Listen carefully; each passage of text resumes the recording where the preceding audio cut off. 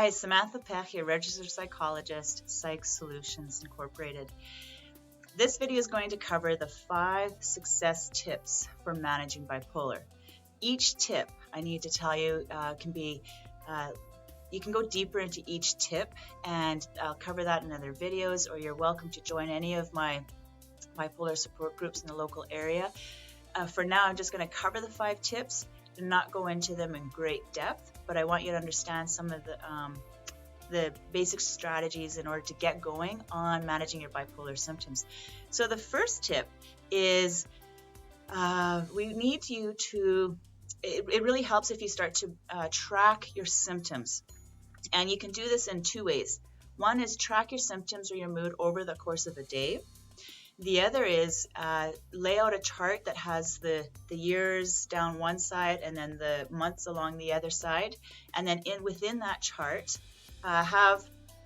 just start tracking whether you had a depressive episode, whether you're feeling more like yourself, whether you are in a hypomanic or a manic stage. It's interesting when you start to track it this way because you will be able to begin identifying some of your patterns. And so you might notice that, it always seems like right around October, I start to hit a low. December seems to be a tough month for me. And right around April, I tend to start getting into a high. I'm really most like myself in the months of February as well as May and June. And everybody's patterns are going to be different. So you really want to personalize this and understand what your patterns are, because they're not going to reflect the next person's patterns who has bipolar.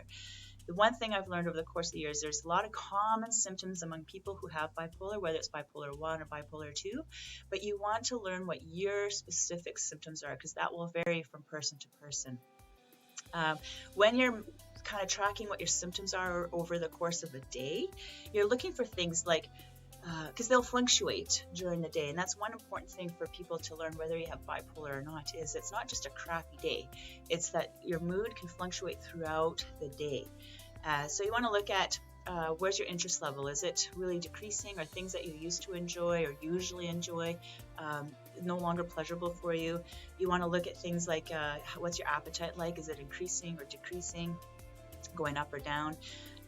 With bipolar management, a key symptom to watch for is your sleep and how much you're needing. If you're going into depression, very likely you're either needing more sleep or less sleep, but you're not feeling rejuvenated by that sleep, even if you're getting more than normal. If you're going more into hypomania or mania, then it's likely you're needing less sleep and still feeling rejuvenated. And that's one of the key things to look for, because that's usually the one that people start to notice right away. I'm up all night, I'm only getting 3-4 hours, but I'm still really energized and I got lots of ability to get things done. Another one to watch for is how worthless or guilty are you feeling, and as well as your ability to concentrate, or if you're finding that you're more distractible lately. With also watching your mood, you want to see how irritable you are. Sometimes that comes with also an increase in being talkative or having a flood of ideas, because people can't keep up with you, so you start to feel more irritated at even trying to explain to them what it is that you're thinking about and wanting to do. The other one is notice your impulsivity or your eagerness to jump on and join pleasurable activities. The spontaneity that you're starting to show. So as you're tracking that, you get to get a good idea of what your symptoms are. And one of the things that I talk lots about in my groups is symptoms are things that we suffer from. When we understand what they are, we begin to be able to turn them into clues. And clues mean that, I tend to do this when I'm feeling down. And because I know that this symptom is happening, I need to do A, B, and C to help mitigate it. So now it's a clue because you're able to do something about it. It's a symptom when you simply suffer from it. And that leads us into tip 2. When we begin tracking our symptoms, it gives us a good idea, or we start to understand our patterns but usually the ones that we are able to identify are, it's like our body was screaming at us. They're in our face, we can't ignore them. So it might be like we or have been in bed for 3 or 4 days in a row. It might be that we have like a whole bunch of things that we purchased lately that we wouldn't normally purchase, or at least at that volume, because we don't really need 5 shirts of every color.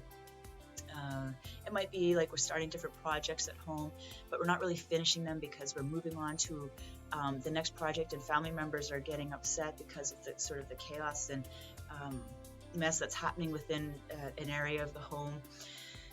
For example, you might start painting a room and you just don't finish it. You move on to another task, and that room just stays unfinished and in a bit of a mess for a while. So we start off noticing the body screaming type symptoms.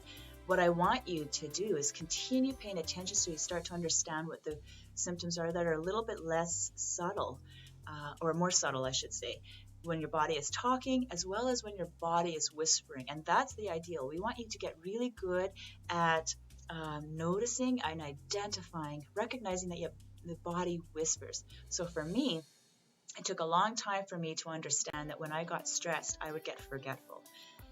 Now, when I'm getting forgetful, often that is my clue that I have too much things going on, and I might notice my forgetfulness before I actually realize how stressed I am. So forgetfulness has now become my clue. If I'm getting really forgetful and I'm missing little things, I know I need to slow my life down for a bit, take a bit of pause and balance my schedule off with some low-key activities. The third tip is ask others. Often when we're starting off, like watching our moods and our symptoms, we don't have the highest self-awareness. Like I said, we start off with seeing those in-your-face symptoms, which is akin to body screaming.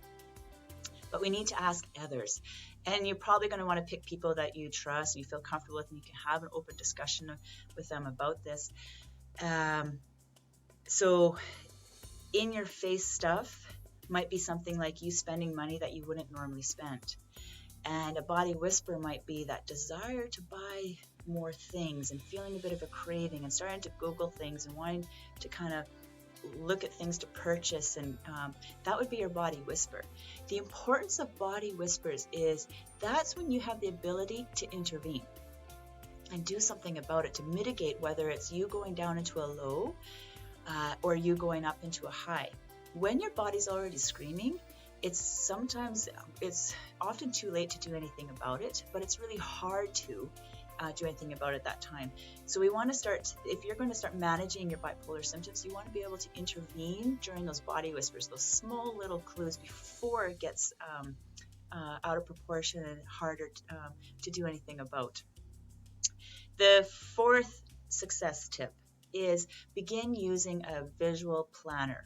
What I mean by this is have the days of the week across the top and your hours down the side, whether you chunk that up by hour or by half hour.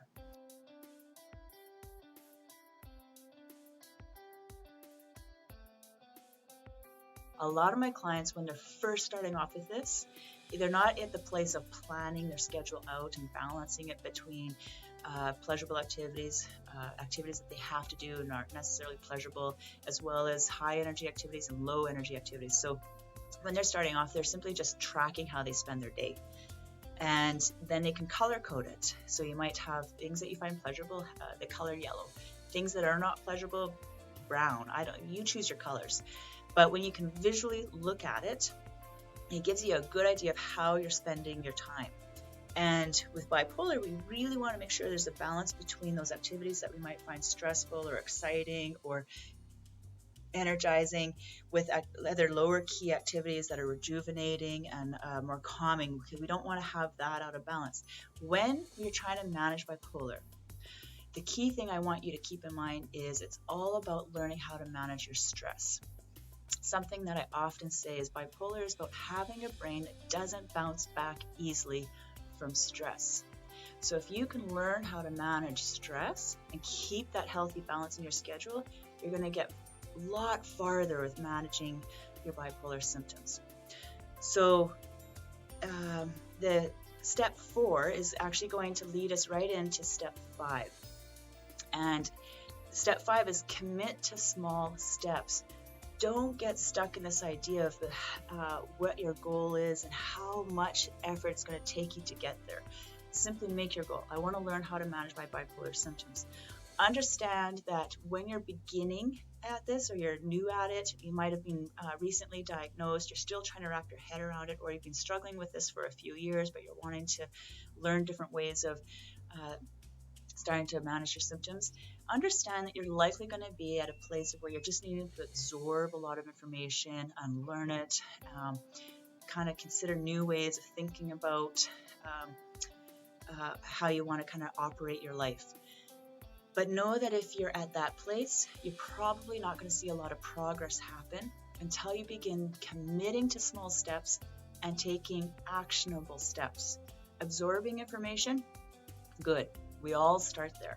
But just know that I doesn't think when you feel like things aren't getting better, I'm not any better off than I was a few months ago. Know that if you're not committing to those small steps on a daily basis, otherwise creating new habits, you're not going to see that progress beginning.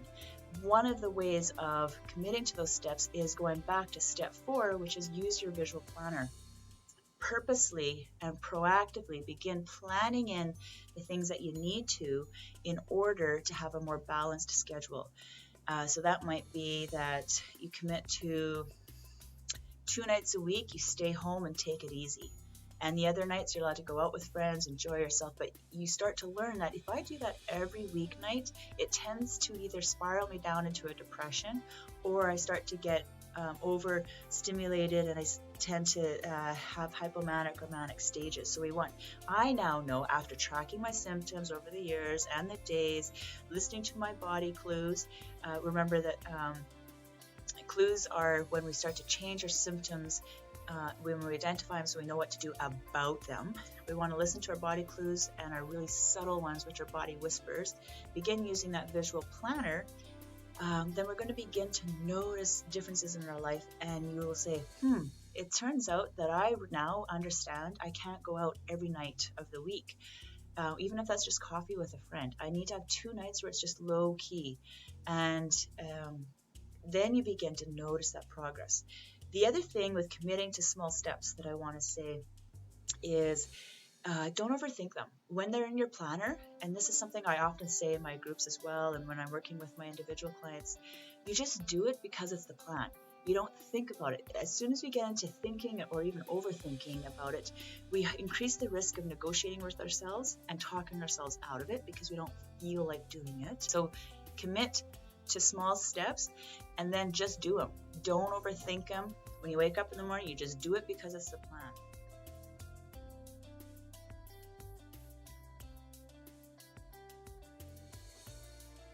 So track your symptoms over the years, listen to your body whispers, ask others for what they notice, use a visual planner, and 5, commit to small, actionable steps. If you've enjoyed this video, please press like down below. If you're wanting more information, you can contact me at psychsolutions.ca or through Samantha Pekh at hushmail.com. All that information will be written down below in the video or here up on the video if I get it on the screen. And I look forward to seeing you.